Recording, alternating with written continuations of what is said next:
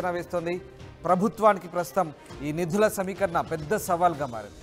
అయితే రుణమాఫీకి సంబంధించి కార్యాచరణ రూపొందించాలంటూ ఇప్పటికే ముఖ్యమంత్రి రేవంత్ రెడ్డి అధికారులను అయితే ఆదేశించారు. అటు బ్యాంకులతో చర్చలకు అయితే అధికారులు సిద్ధమవుతున్నారు. నెలకు 600 కోట్ల చొప్పున 5 ఏళ్ల పాటు బ్యాంకులకు చెల్లించే విధంగా ఈ అంశాన్ని పరిశీలించినట్టుగా తెలుస్తుంది. ఇందుకోసం బ్యాంకులను ఒప్పించేలా ప్రయత్నాలు అయితే సాగుతున్నట్టుగా తెలుస్తుంది. రైట్, మా ప్రతినిధి మధు లైవ్లో జాయిన్ అవుతున్నారు. మధు, ముఖ్యంగా కాంగ్రెస్ పార్టీ ఎన్నికల ప్రచారంలో 2 లక్షల రుణమాఫీ అంశాన్ని చాలా స్పష్టంగా రైతులకు హామీ ఇచ్చింది. పార్టీ అధికారంలోకి వచ్చింది. ఇప్పుడు అధికార కాంగ్రెస్కు ఈ 2 లక్షల రుణమాఫీ కాస్త నిధుల సమీకరణ సంబంధించి ఇబ్బంది తలెత్తే అవకాశం ఉంది. అయితే దీనికి సంబంధించిన సాధ్యాసాధ్యాలను పరిశీలించాల్సిందిగా అధికారులను ముఖ్యమంత్రి ఆదేశించినట్టు తెలుస్తుంది. దానికి సంబంధించినటువంటి ఓ కార్యాచరణ రూపొందించాల్సిగా తెలుస్తోంది. ఎప్పట్లోగా ఈ 2 లక్షల రుణమాఫీ అమలయ్యే అవకాశాలు కనిపిస్తూ ఉన్నాయి. అధికారులు ఎలాంటి నివేదిక ఇవ్వబోతున్నారు ముఖ్యమంత్రికి? ఎగ్జాక్ట్లీ రామ్, ఎందుకంటే 2 లక్షల రుణమాఫీ అనేటువంటిది కాంగ్రెస్ పార్టీ 2018లో ఇదే నినాదంతో ఎన్నికలకు వెళ్ళింది. అప్పుడు ప్రజలు యాక్సెప్ట్ చేయలేదు. ₹1,00,000 రుణమాఫీ అన్నప్పటికీ కూడా అప్పుడున్న బీఆర్ఎస్ ను అధికారానికి మళ్ళీ ఒకసారి అధికారం ఇవ్వడం జరిగింది. సో ఈసారి 2023లో కూడా మళ్ళీ 2 లక్షల రుణమాఫీ అంటూ కాంగ్రెస్ పార్టీ ప్రజల దగ్గరికి వెళ్లే ప్రయత్నం చేసింది. ఈసారి మ్యాండేట్ ఇచ్చారు, ప్రభుత్వంలోకి వచ్చారు. సో ఇప్పుడు వచ్చిన తర్వాత ఈ 2 లక్షల రుణమాఫీని మాఫీ చేయడం అనేటువంటిది అత్యంత కీలకంగా మారింది ఈ కాంగ్రెస్ ప్రభుత్వానికి.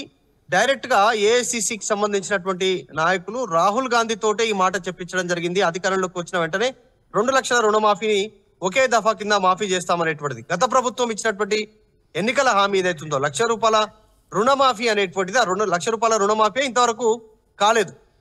దానికి సంబంధించి దఫాలుగా చేశారు. కొంతమందికి చేశారు, ఇంకా కొంతమందికి చేయలేదు. కొంతమందికి 50% చేశారు. ఆ మిగతా వారికి చేసినటువంటి వారికి సంబంధించినటువంటి దాంట్లో కూడా ₹1,00,000 మీద మిత్తి ఎక్కువైపోయి ఇంకొక 50,000 అయింది.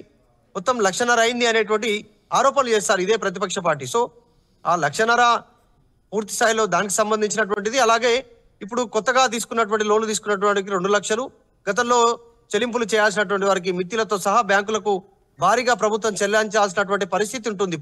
ఇప్పటికిప్పుడు ప్రభుత్వం దగ్గర అంత ఖజానాలో అంత సొమ్ముందా అంటే కష్టమనే చెప్పాలి. ఎందుకంటే వరుస రివ్యూలు చేస్తున్నటువంటి మంత్రులు, తర్వాత ముఖ్యమంత్రి రేవంత్ రెడ్డి పలు కీలకమైన అంశాలను బయటికి వెల్లడించే ప్రయత్నం చేస్తా ఉన్నారు. అటు ఇరిగేషన్ కావచ్చు, తర్వాత సివిల్ సప్లై కావచ్చు, తర్వాత విద్యుత్ సంబంధించిన సంస్థలు కావచ్చు, జలసౌధ కావచ్చు, ఇలా అనేక అంశాలలో అనేక డిపార్ట్మెంట్లలో లోటు బడ్జెట్ ఉంది. పైగా మీ విధంగా లోన్లు ఉన్నాయి, అప్పులు ఉన్నాయి అనేటువంటి వాళ్ళే మిత్తిల మీద మిత్తిలు కట్టి విపరీతంగా లాస్ లో నడుస్తా ఉంది. అసలు ఇప్పటికిప్పుడు కుదురుకునే పరిస్థితి లేదనేటువంటి వీళ్ళు చెప్పే ప్రయత్నం చేస్తున్నారు. మరి ఇచ్చిన హామీలు 2 లక్షల రుణమాఫీ రైతులకు అనేటువంటిది సాధ్యమా అసాధ్యమా అనే దానిపైన ప్రస్తుతం చర్చ సాగుతా ఉంది. కాకపోతే ఇచ్చారు హామీ కాబట్టి నెరవేరుస్తామంటున్నారు.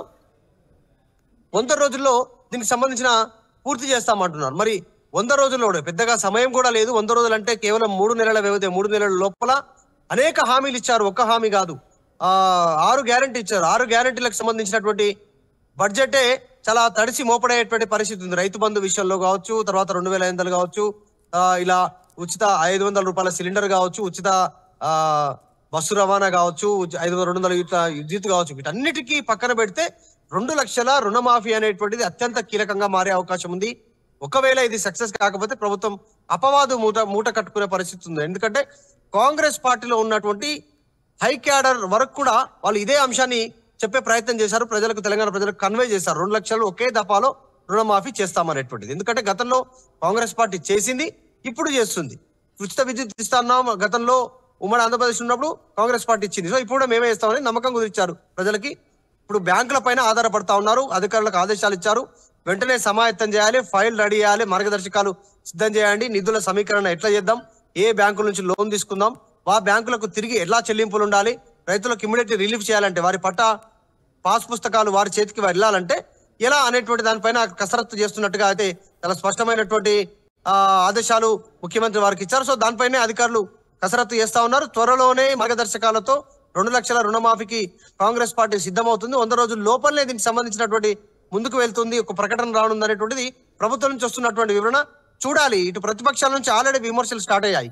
మాజీ మంత్రి, working president KTR already statement చేశారు. అలవి కాని హామీలు ఇచ్చి కాంగ్రెస్ పార్టీ అధికారంలోకి వచ్చిందనేటువంటి స్టేట్మెంట్ చేశారు. అంటే 2 లక్షల రుణమాఫీ అసాధ్యము, ఎందుకంటే ఇచ్చేది ఉంటే మేమే ఇస్తుండే, అధికారంలో మేమే ఉన్నాం, ఆర్థిక పరిస్థితి ఎట్లా ఉందో మాకు తెలుసు, అసాధ్యంగానే హామీలు ఇవ్వలేమనేటువంటి ఆయన చెప్తా ఉన్నారు. మధు మరి ఇక్కడ